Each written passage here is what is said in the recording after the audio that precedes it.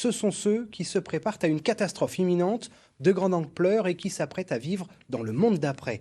Alors quelle est la réalité de ce mouvement qui parfois entretient des relations avec l'extrême droite?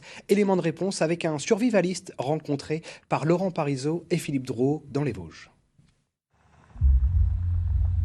Sur les hauteurs de la Bresse, jour de promenade ordinaire pour Roger et son fils. Avant de partir, le survivaliste vérifie son équipement. Carte, boussole, kit de premier secours et couverture de survie, un matériel dont il dispose en permanence dans son véhicule.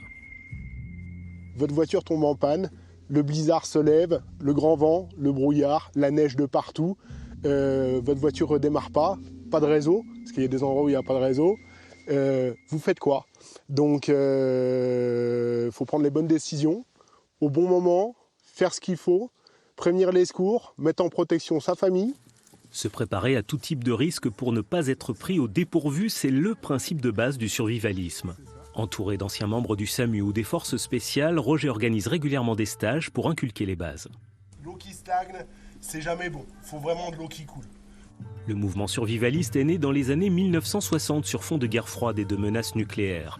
Il connaît un renouveau depuis quelques années et séduit le grand public, comme certains de ses stagiaires, avec le succès d'émissions où des candidats sont placés en situation de survie. Il y a énormément de personnes aussi par rapport à ces émissions de télé-réalité qui viennent chercher du dépassement de soi. Ils ont envie d'aller plus loin, ils ont envie de se dépasser, ils ont envie de savoir ce que ça fait, quelque part peut-être un peu trouver leurs limites en fait. Il existe plusieurs types de survivalisme. Certains politisés nuisent à l'image du mouvement, ce que déplore Roger.